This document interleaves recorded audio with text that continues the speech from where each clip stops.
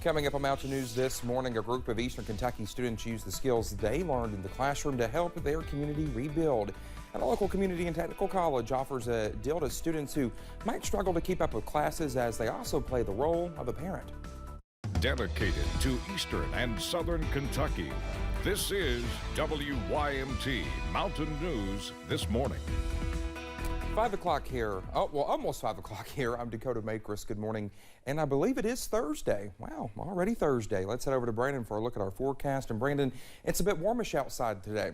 Warmish is the key word in that sentence, because we are warmer than expected already, and we are warmer than we forecasted for a daytime high. What were you saying this morning in Letcher County versus Hazard? It was 10 degrees difference. When I left the house, it was a little bit cool. It was in the 50s, but when I got to Hazard and we got out of the car, you and I got here about the same time, and it was warm. Right. It was warm and it was windy, but the showers and the storms are on the way in this morning. Let's take a look at live pinpoint Doppler radar to give you an indication of where they are. It's out on our western flank right now, coming into parts of Lake Cumberland. No severe weather, but again, a few rumbles of thunder, mainly heavy rain and wind.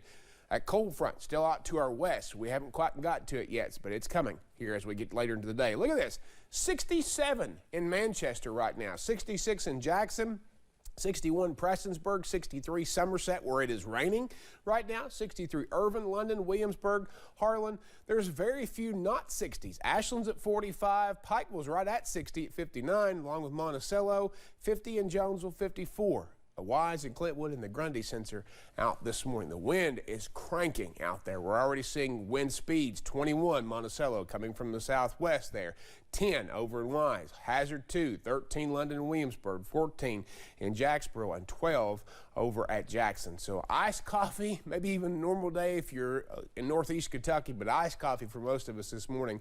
And the out-the-door forecast is going to feature chances for showers and storms early, but again, these temperatures, throw them out the window. I mean, literally, they're already warmer than what we're forecasting. So, again, we'll just kind of keep an eye on things and nowcast it as we go. Dakota? All right, Brendan, thank you. Well, high school students in Knott County are taking their skills from the classroom into the community, as they are still seeing a need to help rebuild more than 5 months after the flood. Our Olivia Calfee has that story. The Knott County Area Technology BAM class is all about learning basic handyman skills. For the past few years, we've been working on tiny houses. It's been a big project for us. We was one of the first technology centers to do the project when they first started. But when floodwaters swept through Knott County, the class's tiny home project was destroyed, turning the class into an extremely personal learning experience. We just seen that there was a need for the community to get out and help them.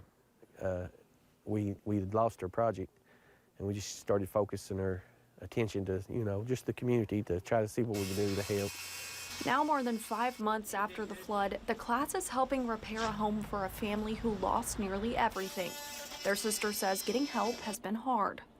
In this place, it looks like a war zone. She still needs her walls replaced and the flooring fixed. And let's see what else. She needs her cabinets replaced and her sink, everything in there.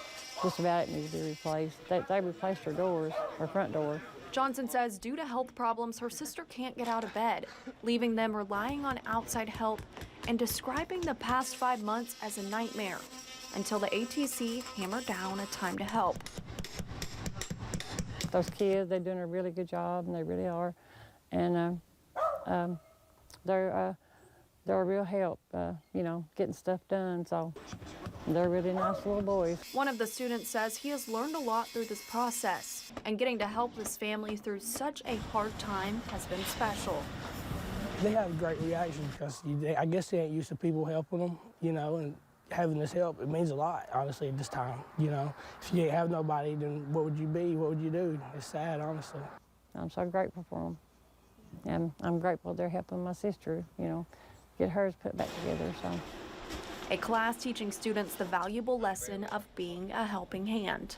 In Knott County, Olivia Calfee, WYMT Mountain News. Well, yesterday, the students and their teacher, Mr. Martin, were working on repairing the walls inside the family's home.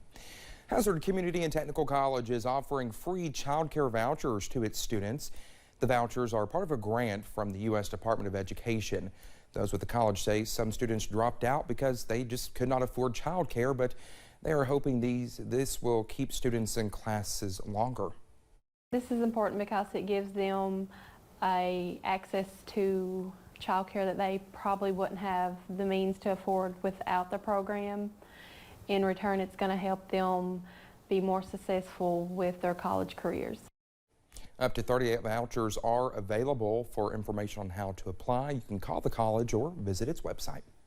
A historic building in one Pike County community is getting a bit of a facelift and a new name. Formerly Johnson's Store in the Wolf Pit community is now under new ownership and is being transformed into an antique shop. Chris Epling, the grandson of the original owner, says he grew up in this building. After the store was passed down to him, he wanted to share the history of his community and his family in a unique way. History in Appalachia is something that is not going to be passed down by osmosis, just because you're close to someone who knows something. And there are people who are trying to preserve it.